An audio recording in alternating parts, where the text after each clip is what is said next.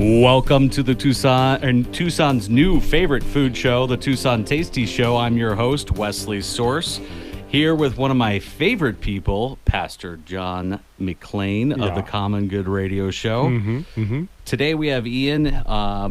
He is one of the owners of Vera Earl Ranch and Vera Earl Premium Beef, or operators, right? How you doing today? I'm good. Thanks for having us. Outstanding. And how you doing today, John? I'm doing great. I mean, like usual. I'm excited. Like this being the third episode of the Tucson Tasty Show, you being the newest talk radio show host, and once again, you've gone above and beyond, getting an amazing guest for us to have on the show to educate me on the world of gastronomy in a way that I was very unfamiliar with and honored with, because I mean, it definitely seems like this organization, just the research I've done so far, they're one of the pillars of our community that's kind of hidden. So Absolutely. I look forward to sharing that with our audience. Mm-hmm. And you actually brought somebody with you today. Can you introduce her for us? Yeah, this is Sonora Schmidt. She's pretty much my right-hand man throughout the company. Outstanding. It's good to have one of those. Those are important. Yeah, you're exactly right. So a special thank you to our sponsors, Kiki Roger with Country Financial Insurance, ERC Junction, and Veteran Rescue Mission. And hopefully we can add a new sponsor here and there. So going into this, tell everybody who you guys are. Yeah, so we're started as a cattle ranch in southern Arizona in Sonoyta. It's called the Vera Earl Ranch. It's named after my great-grandmother and grandfather. Nice. My grandfather and grandmother purchased the original Vera Earl in 1968 and moved out here from Indianapolis. Oh, wow. Okay. And in 1977, my grandfather passed away, and my grandmother ran the ranch until she passed in 2000. It was a smaller ranch. And then, so in 2001, I moved down and took over the Vera Earl at that point in time. Okay, very cool. Thank you. Tell us, I know a little bit about the beef in southern Arizona, very small amount, especially compared to you. Tell us about what type of breeds do you have, and why is that important? Well, I can geek out on you for do it. So many. You run the type of breed that fits your country and your climate. Right. We are fortunate enough to have fairly mild climate, rolling grasslands for the most part. Out in Sonoyta, absolutely, Elgin area, right? Yeah, so Sonoyta looks a lot more like eastern Montana than it would Phoenix. Right. Okay, that's fair. So we run all English cattle and some continentals. So we run Black Angus cows, Hereford cows, and we breed them back to Black Angus and Charolais bulls. Wonderful. So what type of, which one's the tastier one? Oh, they're all good. Okay. No, they have the Charolais are a bigger muscling animal, more feed efficient. The Angus are a higher grading, fairly feed efficient, fairly easy to feed as far as commercially. Okay. So what we're trying to do with our genetics is find some of the happy medium there, so you get a heavier muscled animal that also grades when the USDA or somebody comes in and grades it. Interesting. So I imagine obviously you know your stuff. Like, what is your favorite, there we go, type of meat? Like, for me, I love bacon, I love some filet mignon, and I love crab. What about you? New York strip is my favorite cut. Okay. But what type of beef? What type of beef? High marbling. Okay, yeah, I'm trying to give our listeners the goods, you know? You're getting around to actually telling us, though. I'm going to be a little political with you, but, the Angus Association has done a great job of marketing. So I'm sure you've heard of certified Angus beef.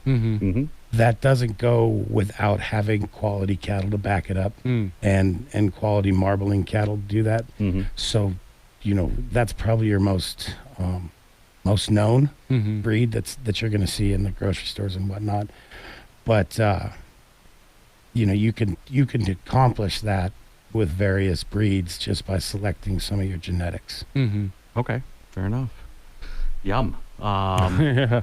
My mouth is watering. Yeah, I love steak, he just got done beef. eating. So yeah, I've actually been down to your shop a few times. Where is your shop? It's in Sonoyta, last building on Highway 82 as you head to Cerro Vista. Okay. And if we're on the northwest side of Tucson, and that's a really long drive for us, where can we get locally? I mean, can we go into a restaurant? Well, right now we're at Wild Garlic. Wild Garlic, that one's a good one. It's a great restaurant, and we're in a few restaurants in Sonoyta. Okay. We are working with Merit Foods now, and they're distributing a lot of our product to restaurants. We just started with them, so we've just starting to get introduced to some of the restaurant scene in Wonderful. Tucson and Phoenix. Nice. We started this. I mean, this farm to table company, which is Veral Premium Beef. We started during COVID 3 years ago, and so I had my kids were out of school. They needed something to do, so I had them do a ton of market research. Love it. What's the public? What percentage of the public has had prime beef? What percentage of the public has had 21-day dry aged beef? So they compiled all this stuff, and then we put together the business, the beef company, based upon a lot of their findings. Okay. That's awesome. We're still learning because we're so new. Yeah. And we've primarily been. Most of our business has been Sonoyta and Southern Arizona. Okay. We're just now starting to branch out into Tucson and Phoenix and some of those areas. Wonderful. Can we order this online? Yes. So where would we go to get that? VE Premium Beef. VE Premium Beef. I think that's about to be my favorite website. I could see that. Yeah. Definitely. That's right up your alley. Yes, for sure. it is. Or you can call in. You can call you can call the store and place an order. We love it when they come by because then you get to come in and you get to pick out what cut you want. You can go through 20 New Yorks or 25 ribeyes and pick out which one you want. It's a great time to kind of educate our customers and talk to them about different cuts and stuff like that. Wonderful. So we're talking about having a brisket smoke-off here to raise some money for Gap Ministries for John, Chef John. And I think I'm going to come down and get some of your brisket if possible. How many do you need? Just for me. See, I want to get that edge. he wants a special brisket. Oh, I was going to say brisket. How many you figuring you guys are going to smoke off? Oh no, everybody else has to get their own. Well, maybe we'll integrate you into that conversation. Maybe you can be part of it with us. But yeah, it's definitely, that was our last show. That was the idea came out of it. So certainly, we could definitely use all the help we can get. We want to do it doesn't exist, a brisket cook-off, a big kind of event for charity like that in Tucson. So it'd be cool to put some energy behind that, particularly with this being such a food city. And in my elementary level of research that I did, I saw you guys are pretty unique kind of in some of the stuff that you do. So tell us about your environmental stewardship and what that means as an impact on stable ranching practices. Well, it's become a philosophy within the company. So it's not something that we just talk about. It's one of the tenets that we live by. And as we expanded acquiring ranches and entering into partnerships on other ranches and kind of became responsible for managing fairly large landscapes. Right. We took the position of we're not just managing for single species or for cattle, we're managing for the entire ecosystem. And so when you take that thought process and you break it down and you remove just the biases towards one singular animal or species, then you can look at the landscape or the entire where you're grazing differently, because it's not just how is this affecting my cows, as much as it becomes, how are my cows affecting this ecosystem that we're all trying to live in? Right. And so we spend a lot of time with a lot of different groups. We have the leases on the Empire Ranch. I don't know if you've heard of it. It's a All right. historic ranch in southern Arizona.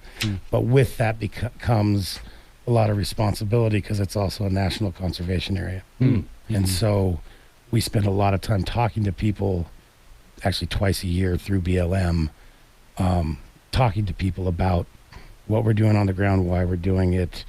We graze amongst 20 endangered species, have found a way to cohabitate with all of it. That's wonderful. Yeah. Yeah. So it's beef with the backing. Yeah, and it's cool. I mean, just in hearing what you're saying, and one of the sponsors on the other radio show, we're part of the Common Good radio show, is White Stallion Ranch. And when Russell True talks about the White Stallion Ranch, it's a lot like what you're saying. It's just like a lot of people don't realize the overlap between the indigenous culture and the cowboy culture, in a way where it's just like living in one with nature, and how. It doesn't have to be take, but it can be almost a sustainable, regenerative relationship that one can have. And it's cool how you're integrating that in what I imagine a really large scale operation. Well, that's exactly what you want it to be. I mean, you want it to be a regenerative. You want to constantly, we always try to do better, right? And always chase being better. And so part of that is, what can we do, not just with the animals, but within the ecosystem, whether it's converting over to all solar wells, eliminating power lines and end generators and stuff like that. I'm not saying we don't use them. We do use them, and there's nothing wrong with it. It's just a path that we've chosen to take. It's about moderation. Absolutely. Yeah, balance. We're dealing a lot with evapotranspiration and trying to conserve water by having storage tanks. Well, thank you very much. I'm Wesley, your host of the Tucson Tasty Show. We'll be right back with Ian, Vera Earl Ranch, and Vera Earl Premium Beef. And you can find them on VEPremium.com. Beef.com. Thank you. We're going to get it right next time. Don't worry. Yes. Welcome back to the Tucson Tasty Show. I'm your host, Wesley Source. I'm here with Pastor John McLean, and we're here with Ian and Sonora of Vera Earl Premium Beef and Vera Earl Ranch. How you guys doing? That was a fun break. We had a lot. We talked about a lot. Thank you. Yeah. We ran down the street, ran a marathon. We did some push-ups. We ate. We took a nap, and now here we are again. That explains where you went. Oh, it's in my mind. Sorry. Yeah. Fair enough. Yeah, no, that was a lot of fun. Yeah, and I must say, you'll hear it now that I've said it, and you'll listen to this back later. You got such this rich announcer voice when you come in. Like, you should be doing voice stuff for other people, because it's I can just fall into it like a pillow. It's so delicious. Well, thank you. Thank you. Absolutely. I appreciate that. Yeah, and I mean that completely platonically. Fair enough. Thank you. All right, so we're going into my favorite part of the show, and this is John's Tasty Bites. But we have a little bit of a change with this, because curveball, a little bit of a curveball, because we have Vera Earl Ranch and Vera Earl Premium Beef. And again, you could find them on VEPremiumBeef.com. Did I say it right? That's Yep. I knew you. Thank you. I knew you would. And they brought some stuff in for us, but we're going to be making this at home. Nice. So tell us about the first cut of beef you brought in for us. So we brought you guys 3 cuts of beef today. Okay. The first one is going to be the Denver steak. Okay. It's not necessarily one of the most popular cuts, but it is by far one of the most tender. It's kind of underrated. It's also known as the underblade, so it comes from the shoulder area of the chuck. Okay. But it's highly marbled. We cut ours at about 3/4 of an inch thick.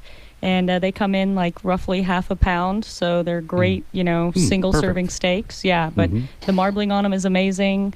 And as I know Ian can attest, a little salt, pepper, olive oil, and just grill it up, put it in a cast iron, and you're good to go. Interesting. I've never we're gonna have you go on because you just talked about one one of the type of meat, but I've never realized somebody could talk about meat and confuse me so much. But You were confused? It was done. Yeah, I have. I mean, it was. I'll explain later. Yeah, you're gonna have to because she said a whole bunch of words right now, but I'm not exactly sure what that means. But I'm sure as she describes the other stuff, it'll make more sense. But keep Fair in enough. mind, I'm just when it getting comes started. to food, that's why we have me on. I'm like the 5th grader that we fill in on what's going on. Can everybody that is on the Facebook page and the YouTube right now, can we see those cuts of beef as we Oh yeah, talking about them? absolutely. So you can go on to our website. Oh, I see. You're talking about this. Yes. I see. Yeah. A little No slow worries. here. A little slow. No, No, that you're wasn't completely All right, my I'm gonna fault. let Ian but- Vanna White it for you. How's that sound? Oh, perfect. There we go. Just right up for the camera. And check this out. This marbling is absolutely incredible. And I would compare that to an American Wagyu maybe.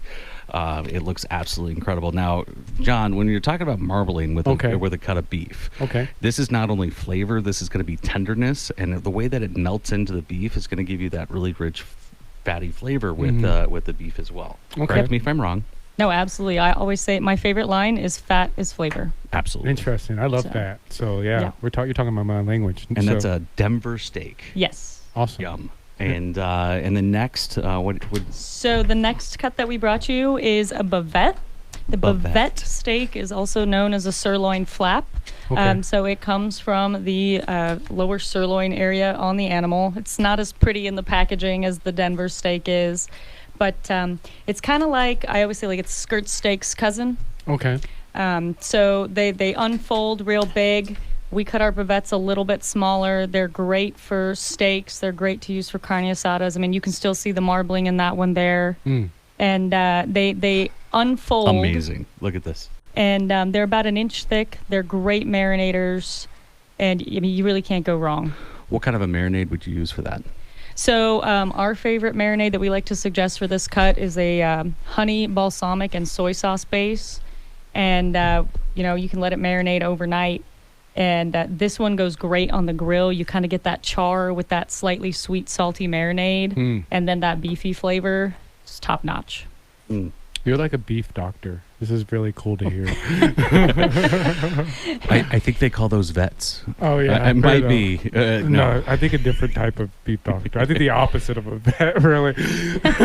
Now the next one, when I heard about this, and this is all first time that John is seeing this, but when you guys described this to me, I was like, okay, this is going to be amazing. Now, John, what do you think this is right here? If I were to look at it at a glance, I would say it was a package of cheese. Outstanding. So let's hear about this last one that we brought in, and why is this one so special? So this Not last a one packet that of I brought cheese. you is, Not is ground cheese? beef. It's not cheese. It's just ground beef. It's it's humble ground beef. Okay. But unlike the majority of ground beef that you're going to get at the store, so the difference with all of our cuts is that when we process, we dry age the entire carcass. And so by dry aging the entire carcass, everything that's going into that ground beef has also been dry aged. So this is 21-day dry aged ground beef. Interesting. And so what you is dry age doing for the beef? What is that for the So, listeners? Dry aging, the process, like on a scientific level, those amino acids are breaking down the meat, so they're actually starting to tenderize that meat. It also is slightly dehydrating the beef, so it's intensifying the beefy flavor. Okay. Ian always likes to say he gets like a nuttier flavor out of it. Absolutely. But so 100%. it takes that beef, and sometimes you can even take like a lower grading cut, and then by doing that dry aging process, you're actually enhancing that beef further. Okay. So you're getting flavors and tenderness out of it that you wouldn't otherwise. Ian, do you have anything to add to that? No, it's pretty good. It's what dry aging the entire carcass. So every cut, whether it be a chuck roast, Right. bavette, skirt, or a New York or a ribeye, all of our cuts are dry aged for 21 days. So it's a different. You cannot find that at Safeway. No. You cannot find that at Costco.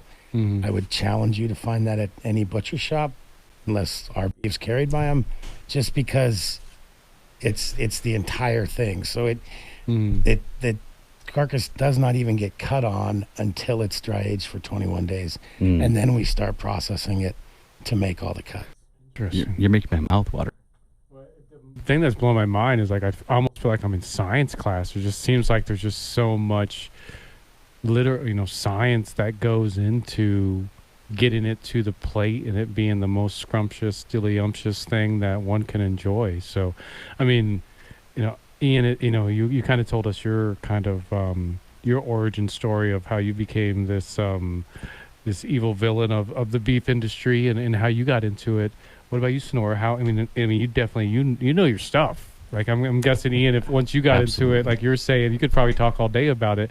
Well, where did that come from, and how did you get to this place where you're now the Mrs. Beef Doctor here to educate us, all of us laymen, on the fine cuts that exist out in the beef world? I mean, I grew up in the ag world. I grew up doing 4-H and FFA. I raised cattle when I was younger, so I had beef knowledge. Went to college. I actually went to college for ag, and I got into a completely different industry when I got out. And this job kind of fell into my lap a couple years ago.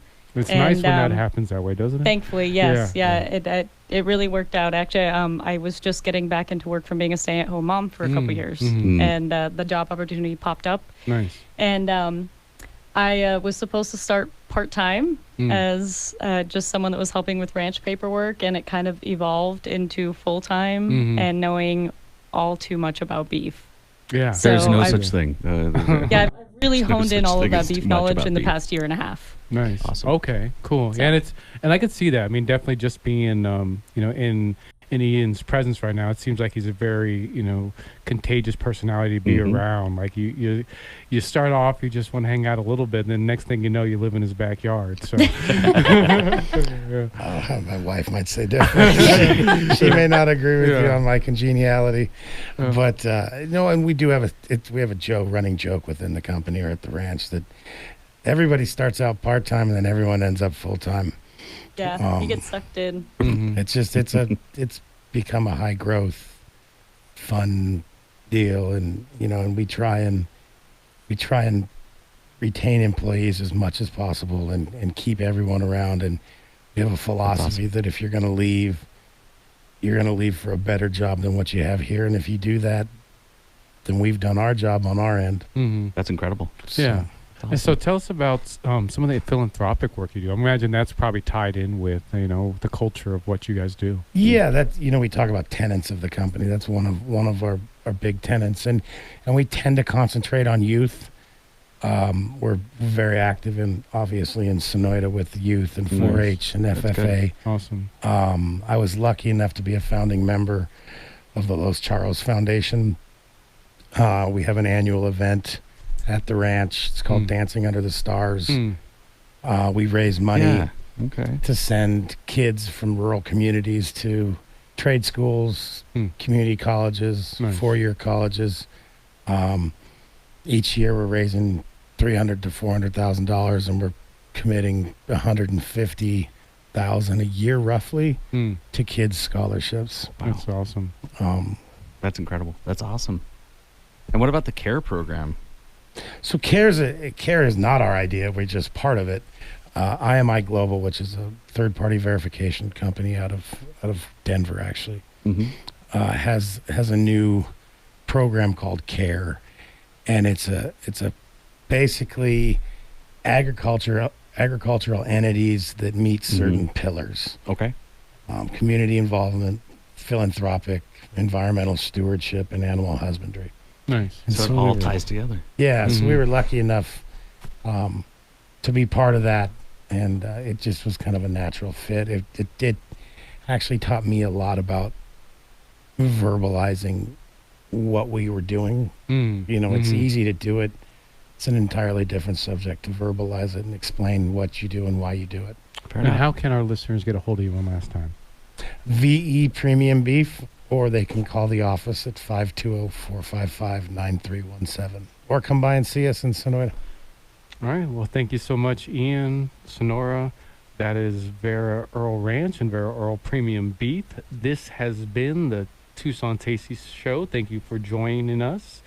I'm Pastor John McLean here with the one and only Wesley Source. Look for us every week, Sundays at 1:30. Special thanks to our sponsors, Kiki Rogers from Country Financial, Veteran Rescue Mission, that's us, and ERC Junction. You guys stay beautiful, stay tasty, and we'll give you some bites next week.